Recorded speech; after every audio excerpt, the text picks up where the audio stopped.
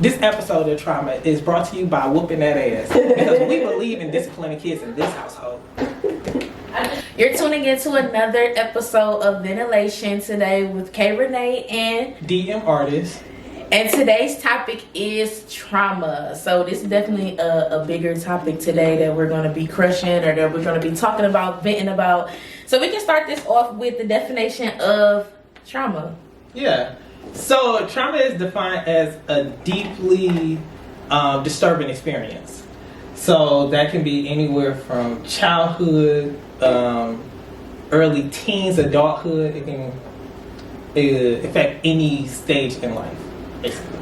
I feel like just off of like the definition, I feel like a lot of trauma stems definitely from like childhood experiences. I feel like especially like within our community, it's definitely like a lot of things where it could be like family members or how you were brought up, or like situations in school, or if people are religious, situations like within the religion that's like not talked about, that begins to, I don't know, like stir up issues or like, you know what I'm saying, like stir up problems and stuff, and it's like it ends up becoming trauma, and a lot of times people don't even recognize it. They don't even like see it until they get older and stuff happen, or somebody say something, or you know, actions are being made, and then it's like, okay, it's something there, like it's a red flag there, it's something blurry right here. Yeah. And it's crazy. I was watching someone and she was talking about trauma before, and she was saying there was a relationship that someone was in, they're like older, whatever, in their 40s, and people saying, oh, well, that happened to her so long ago, and she was saying, well, trauma doesn't have an age limit or expiration date on it. If you never address it, it just stays where it's at until you come back to it. So yeah, something can happen to you in your late teens or something like that.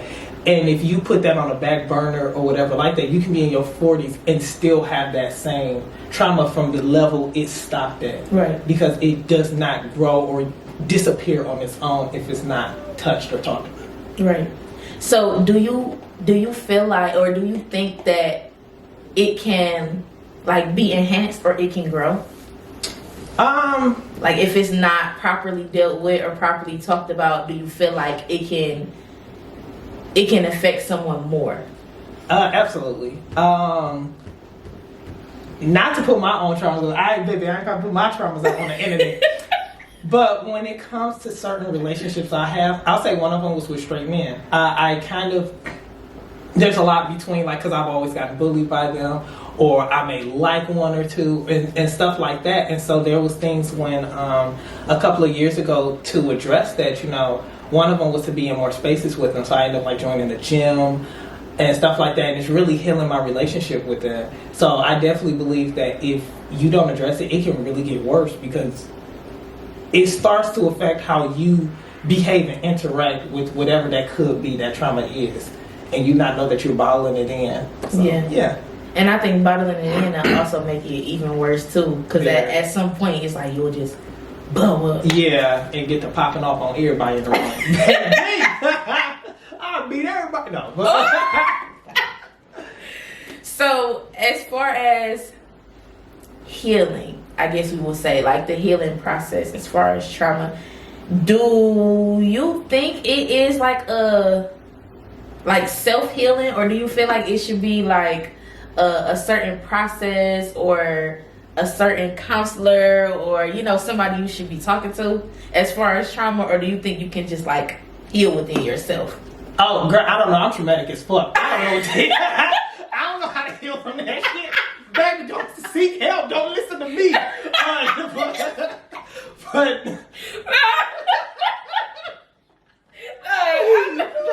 hop off. Tomorrow is not promised to you. Beat their ass today.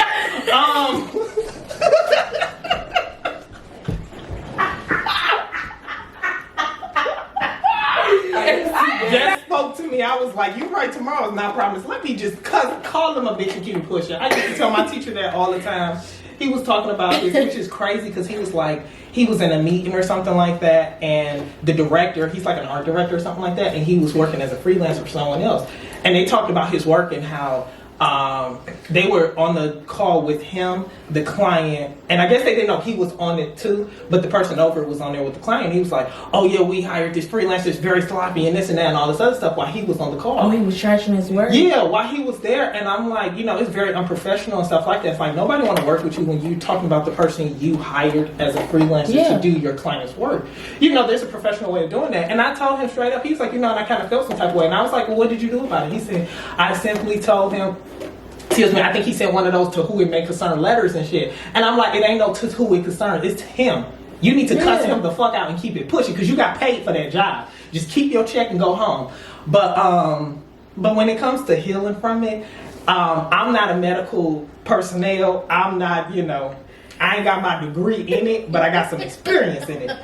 But yes, you definitely, I would say, don't isolate yourself. Definitely seek help because there's different forms and roots of trauma. There's things where I know some people can be what is it called? Self-proclaiming prophets of their trauma, meaning they may think something is going to happen. Let's say a breakup or something's going to happen, and they end up doing things to push the person away and end up causing a breakup, and they are a self-fulfilling prophet or something like that. Not prophet, but something like that. I know what you mean. Also, there's core beliefs that people can have about themselves that are just not true, that they have to challenge. Someone can help them with that, therapist, where they may think like they're ugly or something like that because of this something that stemmed in childhood, and it's just simply not true. So definitely I'll say for healing, it starts with professional and getting to the root of the cause of it. Yeah. And I think too, sometimes like you need that outside ear, like even if it's not necessarily like a therapist or a counselor or something, even like people in your circle, like the people around you, people in your circle, they might see certain things and it's like, hey, like, David, what the fuck going on with you? You know what I'm saying? Like, what the fuck is going on? Like, why is every time something like this happen, you just have like an ill feeling, or you get what I'm saying? It's like sometimes you might not notice it within yourself, but people around you will be like, yo, like something's off. So I definitely think that I definitely feel like sometimes you do need those outside eyes and ears just to chime in. It does help, especially like whether it's your circle or support group or something like that. Just someone to help hold you accountable, because it's kind of difficult when you're by yourself with things because you have nothing to compare yourself to or nothing to kind of, if you're sinking, you're just going to sink. Yeah. There's no safeguard or anything to help you. Another thing I say is exercise. It's so crazy how much I'm getting into like exercising and stuff like that. And I personally like to fight. I like Muay Thai, and I'm trying to do Brazilian Jiu-Jitsu as well. Mm-hmm. I like hitting them, and I didn't know that's not a bad thing. Violence is okay. It's just how you do it and how you go about it. I'm not hitting random people on the street. But like, yeah, baby. But exercising can help. It helps, especially with discipline. Like if you have to get up 6 a.m., 7 a.m., 10 a.m., and you have to be here at a certain time besides your job, it helps you get into a routine, and also moving and stuff like that. It can be very meditative. I don't know that word. Not me being stuck on it can be therapeutic. We gonna say that. Therapeutic. Trauma therapy and therapeutic. That's our words for today. Trauma therapy and therapeutic. Come on, Sesame Street. Check me, boo. Don't ask me how to spell it though. Sesame Street got me on there. Oh my God. To save my life. Encyclopedia. But yeah. Oh my God. Oh my God. I'm at a loss of. I think Elmo is traumatized. Can we talk about that? I think y'all notice that man ain't got no parents, but he got a picture of them on his wall, and he drew them on there. And he the only one that live in that apartment, but his best friend live in a trash can outside. That's crazy. And every song he play is the Jingle Bells. I think he is stuck in a time where his family was happy before they got a divorce. I'm not a professional, but I think he is stuck in a time and he relived that day each and every. How many dang on Mr. Noodles is we gonna get? Mr. Noodle ain't got a Mrs. Noodle. That's crazy. Goldfish. How long a goldfish stay alive? How many goldfishes he done went through? Don't they stay alive for like 30 days? Dog. That's crazy. I hope he okay. Hashtag justice for Elmo. He is traumatic. Bro, get the fuck out. I'm not gonna get into the systematic wealth in Sesame Street. I don't understand why some of the monsters is treated right and some of them treated wrong. That's crazy to me. Why he live in the trash can? They got Oscar out in the garbage. Oh, Grouchy, what's his name? My goodness. He out in the garbage. That ain't my business though. I'm here to help. I'm here to help. I'm just trying to grab my breath here. Maybe lose my breath. Oh my god. I already knew. You know it's gonna cut the fuck up on here. I knew Girl, this it's was not gonna gonna shit. They're gonna be like, how the hell we get on Elmo? Like, what the hell? Elmo traumatized me. I was like, why is his dress and everything talking to him? This ain't right. He always got a baby. Baby, can you tell me how to tie shoes? Your parents left each other. Get over it, man. You gotta go get healing and help. But you know, that ain't, I'm not a therapist. I am not a medical professional. I don't know what to say with that, but.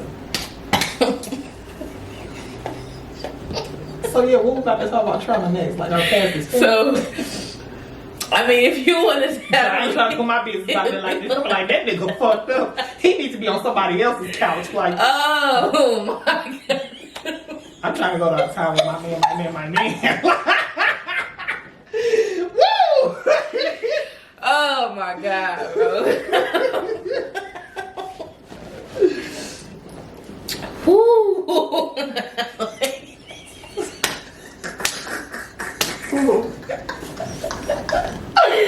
Oh my god, I think we need like 30 seconds. We need a break, girl. Speaking of trauma, let's talk about would you say dating with trauma? Dating with trauma, that's a good one. Even though I'm single as hell, I don't know nothing about dating, baby. The only thing I'm fucking is stupid because I don't know how to keep a man. But let's keep it going. Dating with trauma. You know, so we talking about dating with trauma or dating with trauma? I guess both. Dating with trauma. Gotcha. You got the trauma. Gotcha. And you dating with it. That can be. Actually, we can talk about both aspects. We can talk about you having the trauma and you're dating with it, or dating someone who has trauma. You know what's so interesting about that? I wrote an essay about that. I wrote a very interesting essay about that I want to share with the bucket. No, I'm just hold the hell up now. No, but dating with trauma is very it's very interesting because you don't know whether when you're in it afterwards it's identifying it. I know sometimes like one thing is when I talk to guys because to an extent I have daddy issues, and so it's very, and I'm on the opposite spectrum because for the most part there's always two spectrums. Mostly it's like the ones who seek approval from dad-like figures, and then the ones who don't, and I'm the one that don't want it. So like when they start to get very serious with me and very caring and stuff like that, I'm ready to dipsack because it's like I'm used to like when things get too intense, they leave, because unfortunately my dad was the first man to break my heart. So now I'm like, every time I'm dating or I'm talking to a guy, it's like, when are you gonna leave? Should I leave first before you exit? So. Oh my god, and that can get very deep. Yeah. I was so close one time with, I'm telling my whole business to these strangers. It's okay. But I know it's okay. Get them people shit. Let's get through this trauma. This is our support group. This is our support group. This is our safe area. This is a very, very, very, very, very, very, very, very. Them berries is making me feel very, very, very, very. But it is. I was real close with one guy one time, and we almost dated. I mean, we went on a out of town trip before we.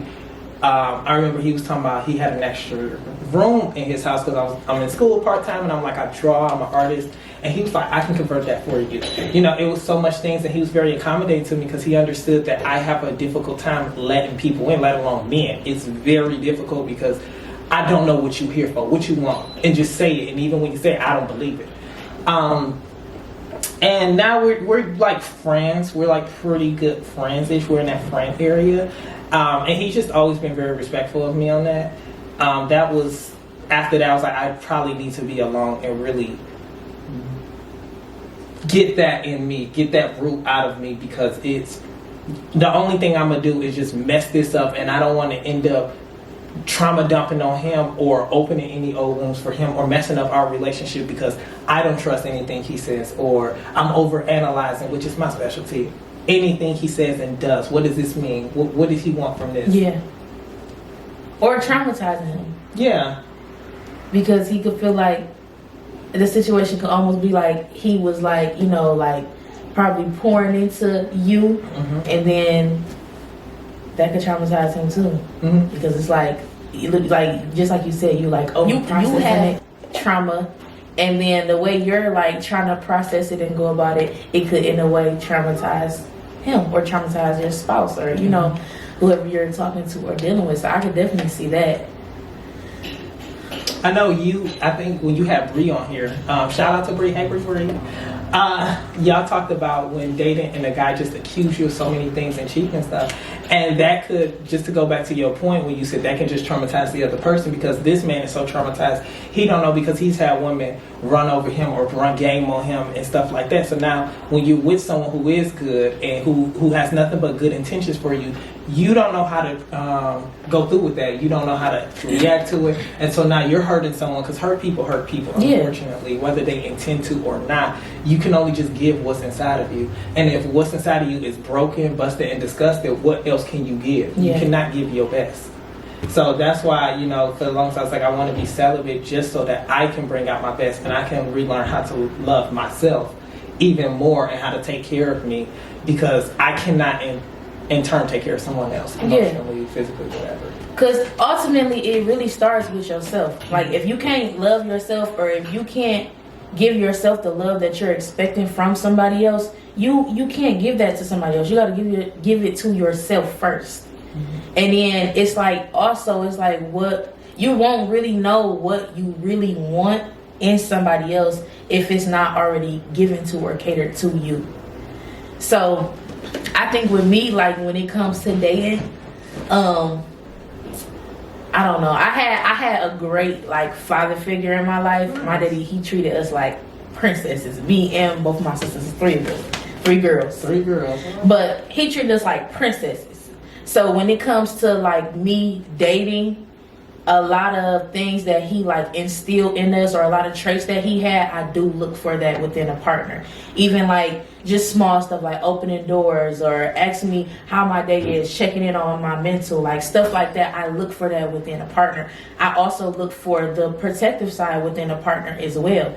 But also with that being said, me being a daddy's girl, he taught me a lot of like stronghold things, I guess I could say, like taking care of myself, taking care of people around me, making sure, you know, I'm hustling, making money, food on the table, clothes on my back. He taught me those aspects as well. So when it comes to me having that in my life, and when I'm dating and they're trying to like, dating nowadays is shit. Let's start there. So when I'm dating, and baby, is this your trauma speaking? Listen,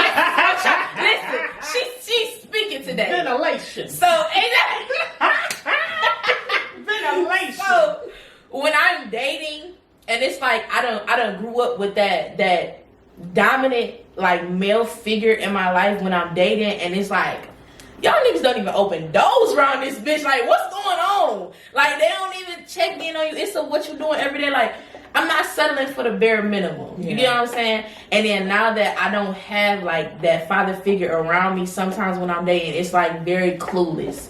I'm very clueless because I'm just like, okay, I don't have him around to ask him for, like, dating advice or, you know, Dad, should I do this or should I do that? I don't have that, like, voice in the back of my head no more, or like that support behind me no more. So I just be a little, not even a little, I be a lot clueless. And then on top of that, like I said, ain't shit out here. So it's like I don't the only thing I could go off is what how I was raised, my childhood. I can only go off of like the things that he showed me and instilled in us and how he treated my mom when we was younger. That's all I can go off of. So it's like, I don't know, they just be some shit, but I ain't gonna sit up here and lie. I got trauma. All right, And I for sure got trauma. I got abandonment issues like a motherfucker, like to the point where, just like you were saying, like I could feel myself having like a certain bond with somebody, and sometimes I will just push them away because I feel like, well, in the end you probably gonna leave or you probably gonna hurt me, so instead of you hurting me and just leaving or disappearing on me without me knowing, I would rather we just get this shit over with now. Right. You know, so thankfully I do have some people in my life where I've done that with and they like, Kat, like, come on, what the fuck you want? And I can acknowledge that shit, but it definitely is a work in progress. Like, and especially dating, I do the shit when I'm dating too. I ain't gonna sit up here and lie. Nigga, fuck you. And that just be that. Like, I'm done. You know what? This shit ain't working. Get the fuck on. This shit ain't working for me. Nah, go ahead on about your day. Like, go ahead on. Or if they just do the slightest shit, like, a nigga could go a day without talking to me. You know what? This shit ain't working. Like, fuck it. Man, your vibes off. You funny. Yeah, like, you know what? You a little too funny. I don't like you no more. Like, let's just cut it here. I'm the opposite.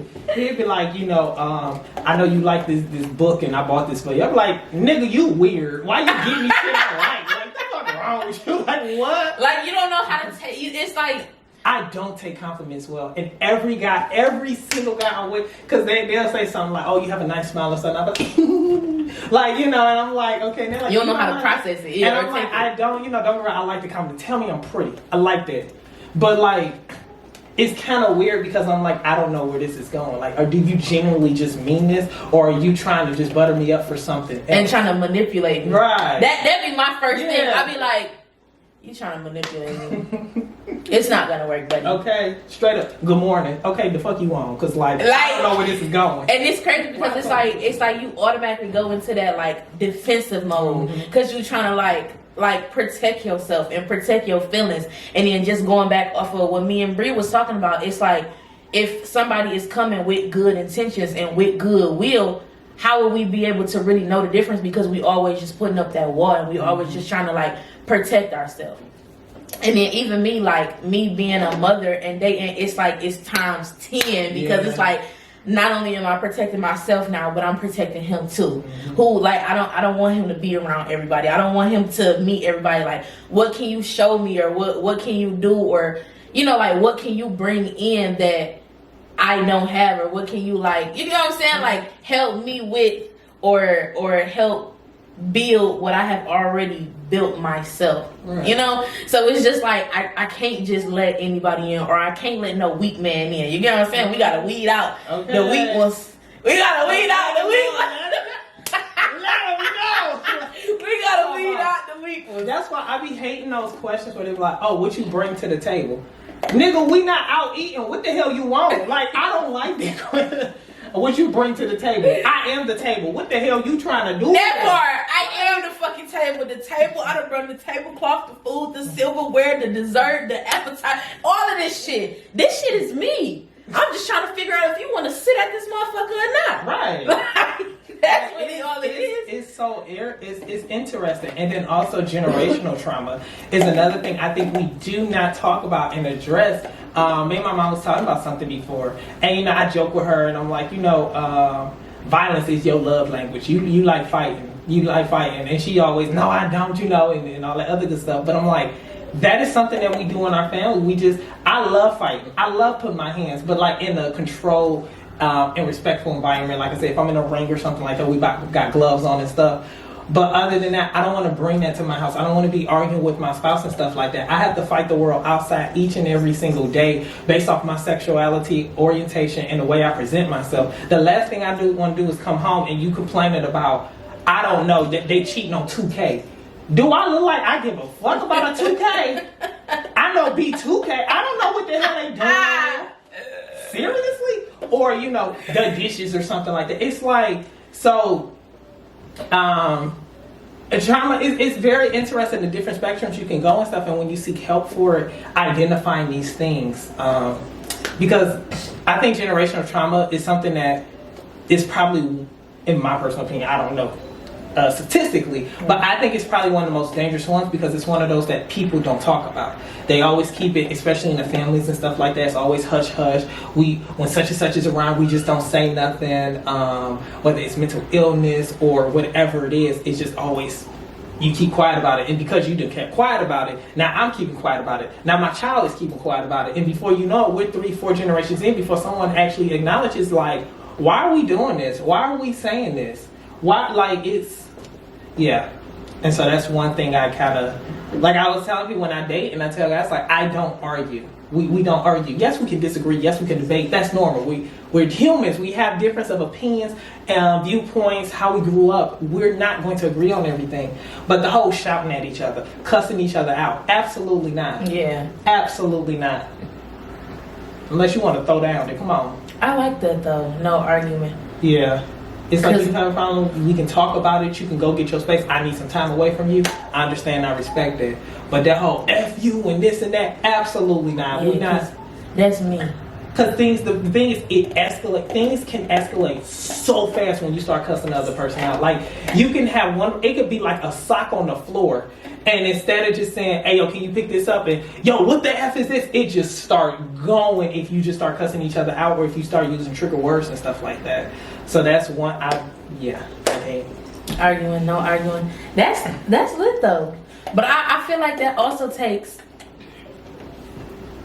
I don't want to say strength, but I think it does take something. It takes discipline and it takes healing. Discipline. It does take healing because a lot of us come from those environments where our parents are cussing out at a young age, like, hey, yo, can I get some Skittles? Sit your ass down somewhere. And it's like, damn, I'm 4 years old. The hell I'm going to sit down at? Mm-hmm. And it's because we picked that up from our grandma or granddad or, and it just becomes so instilled at us when we're older and stuff like that. Like I was, I'm going into art education and stuff like that. And I was sitting in with a class in the 5th grade. And I'm always about to start cussing with the kids because I'm like, they're like, how you doing? Oh, your name David? You got a white name? And I'm like, bitch, you crazy. And I'm like, oh my God. I'm about to go, me in this 5th grade about to start cussing. I need to work on that. Wow. Yo, shout out to Dominique, man. We got Dominique over here in the minding her business. She ain't got shit to do with this. I know, they're like, why the fuck they keep on looking over there in that right corner? Okay, so we're back. We had to swap cameras. So now we're going to talk about trauma bonding. Well, me and Dominique, we got to say no. We got a side. We got a trauma bond. We got a real trauma bond. Baby, one thing about it, 2 things for sure. I don't trauma bond with people. I try to recognize that off the bat when I talk to people. When they be like, yeah, I got dad issues too. Well, bitch, we can't be friends. Absolutely not. Don't talk to me. Because we about to fuck each other life up. Absolutely not. We about to make the worst decisions and gaslight each other. Yeah, I agree. No, you good. No, we not good. We not good. I need somebody who ain't got dad issues. That's crazy. I done seen people trauma bond with others, use that against them. And it's crazy because when trauma bonding, so trauma bonding can be basically when 2 people bond through their trauma, basically in and out. That can go one or 2 ways. It can be very beneficial or harmful just because those bonds can be very intense. I've seen some where friends, they trauma bond with someone and they're like in domestic violence relationships. Others, they make bad decisions. And others, they healed from it. They trauma bond with each other and got to a little support group and they have a support system and got through it together by being accountable for one another. Right. Me, I don't know if I like trauma bond. It's dangerous. It's very, because it's the intensity of that relationship with that person, whether it's platonic or non-platonic, it can be just so fast and so hard. Yeah. And being that it's so fast and so hard, it's like, what's that little saying they have, like, fuck, something like burn out the flames, or it's some little saying they got. You know what I'm talking about, Dominique? It's some little saying they have, like something spark the flames and burn out, or it's some little saying. It's some little saying that she don't know, but it's some little saying they be having.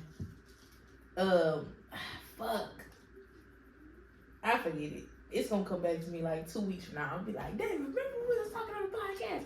But yeah, it's like when it's so strong, it can burn out easily.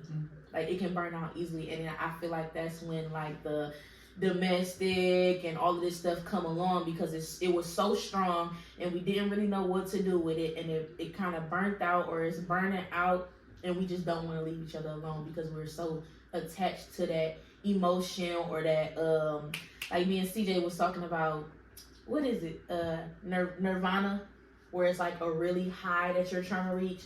So it's like we so used to being like so strong, it being so strong, and like that nirvana feeling, that when it dies out or when it dies down, we don't want to leave each other alone, because we just feel like it's gonna be another detachment or another like traumatizing situation. That's something. It's crazy when you be talking about some big fight their trauma, and maybe all they doing is fighting bisexual thoughts. That is beyond me. That is beyond me. I can relate. I had a traumatizing situation where I think it was fresh for me with my dad passing, so I felt like I kind of like needed like someone there. I like needed, like I wanted, or I felt like I needed like like my person, or like a personal bond with somebody, I guess you could say. And then from for me looking at his perspective, I think it was kind of the same with him. Like he didn't have like nobody pass or nothing in his life, but he just never really had like his own person. So I think when we both like were together, it was like, just like you said, it was like explosive. It was like a certain high. It was just so like powerful together. Like the feeling was very powerful together, because we at one point felt like we needed each other, you know? And then when it like died out and the shit was like hitting the fucking fan or whatever, it was like, it started to get really, what's the word I'm looking for? It didn't get domestic, but it just started to get really like toxic. Yeah, it started to get real toxic, real ghetto, because it was like we wasn't fulfilling each other, but we didn't want to let each other go. Yeah, so it started to get really fucking toxic, real irritating, real just ghetto. I ain't gonna lie, but we just couldn't let each other go. And I'm saying we because I was a part of that shit, and I'm taking accountability. All right, now. Right hand on, what is it? What's that? So I know. you ain't say no. You don't know your left from your right. Right, but is it right hand on the chest, left hand on the chest, right hand on the Bible? Right. Right hand on the chest, left hand on the Bible. Mm-hmm. But yeah, I take full accountability. I couldn't let that man go. It was a trauma bond for sure. It's crazy when it comes to trauma bond, because I trauma bond with like sometimes middle-aged women. Mm-hmm. Just because of some things we have when it comes to men and dating and stuff like that, and trust issues. And it can sometimes be beneficial. We can really help each other out, you know, with her probably being older than me. Like one of them I talked to, she kind of helped me with certain things and helped me get my emotions and stuff like that in order. Mm-hmm. While another one, we were so dang on toxic. Like, girl, we was toxic. We ended up having a big fallout. It was crazy. It was crazy. We had to go to HR and everything. It was crazy. Let's talk about the fallout. Oh, girl, I ain't trying to be messy on this thing. That fallout was crazy. It was crazy. Don't mean laughing. But I hope everything's okay with them. But you said the fallout was crazy. Yeah, that was because we worked together and we ended up having to go to HR and stuff like that. It was, yeah, it was a lot. It was a lot, and I try not to take certain things because unfortunately we do take experiences with us through life, whether it's to a new job or a new relationship or a new place, and just trying to limit our trauma and face them and heal from them. It can be very difficult, especially when you just get other things put on, things like, you know, during our pandemic that we had in 2020, there are some people that didn't heal from that. You had people who, instead of facing it, they went out and tried to create hobbies, small businesses, and all these other things, and we're seeing so many divorces and stuff because people didn't understand like the way their relationship ran. It changed. Some people are good with kind of like touch and go based relationships where you was trapped at home with this person all day, and now you gotta wake up to them, go to sleep to them, during the day to them, or vice versa. When some people fell in love with being with this person all the time, and now that they're away, they don't know how to act and behave, and because we don't have time in our day-to-day lives to deal with certain things that we're dealing with, it can just cause it to just keep building up. So, and then social media, I think that really helps with trauma bonding too. It's easy for people to now meet more so than ever, and to talk to people. That can be very detrimental, or it can be helpful. I just think, it's a tool, it's how you use it. But again, I ain't no medical professional. I don't know what the hell I'm saying. I'm not a medical professional yet. But yeah, so what do we talk about? Trauma? We talked about trauma, generational trauma, dating with trauma, trauma bonding. This is like a whole folder, a whole binder. This shit can turn into a whole book. Okay. I just think that overall, I think that trauma can definitely, it can affect everything. It can affect every aspect of your life, like we talked about. It can affect your relationships with people, your relationships with family, friends, everything. Like, it can definitely just affect you as a person, how you interact with people, how you move, how you make certain decisions. Like, it's a big part. It's a big negative part. Yeah, it's a big negative. Cause I was gonna say sometimes positive, but I'm like, nah, it ain't positive. I'll say if you use it, depending on how you, because when it comes to trauma, you can heal from it. Yeah. So you can use it for a good purpose. For instance, the traumatic experience I had with a straight guy, I ended up making, I made an assignment, wrote an essay, and I got an A on it. Yeah. So I was able to do that. Turn it into a positive situation. You can always help other people. When you heal, you can help them on how the tools to move on and get over these hurdles and stuff like that. Heal. It's healing. And healing, that it ain't gonna be a small process. It's gonna be an extensive process. It's gonna be, I can't necessarily say long because everybody heal different. But it's gonna take a lot. It's gonna take a lot from you. It's gonna take a lot out of you, just because it's just such a big, a big, bulky, large. Girl, not you using adjectives. You trying to get that word count, okay? It's 250 words for you. It's a large part. It's a large, extensive part of your life. So, yeah. Do you have anything else you want to add? No, I'm too traumatic to.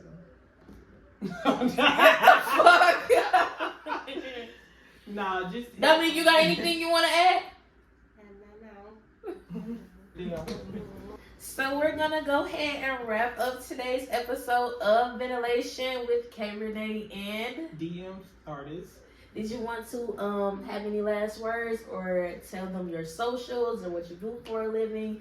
Anything you want to add? Yeah, y'all can check out my OnlyFans. I'll be busting down. No, busting down bitches left and right, Monday through Friday. Money is hard out here. I gotta do what I gotta do. My trauma making money. No. Oh my god. But my only thing is my Instagram, dm.artist13. I do freelance artwork. Check it out. His artwork is really, really, really, really, really, really, really, really, really, really, really, really good. These word counts. Really good, really good, really good. I have a portrait myself from him of my father, and it is perfect. He made it. What did you make it from? Chalk? I used charcoal. Yeah. Yeah, he used charcoal to create this portrait of my father, and it is beautiful. And he hand sketched. So check him out, and don't forget to like, comment, and subscribe to our channel. Every Friday, I'm posting a new video, new topics, new things to vent about. If you have any topics you want to hear about, you can go ahead and comment below. Don't forget to like and subscribe. Let me know when you record. All right, we're filming in 3, 2, 1. Go ahead and introduce yourself. My name is David. I'm 18 years old, and I'm gonna be a star. Your socials. Shout out my baby daddy. I'm putting that in there too. We recording. Oh, this about to be a crazy ass video. It is, I swear it is. Here we go. How we look, dummy? We look Like a bunch of snitches. Ain't it? A bunch of ops on the couch. What the fuck? Okay. The fuck? Bitch, you done? Welcome to another video of hell nah. Do I look at the camera? Yeah, you can look at the camera, or you can look at me, or you can look at this bitch. So what? We taking it from the top? Let's take it from the. I don't know that fucking song, girl. I don't know pop songs. So. Go ahead. We just gonna skip over that. So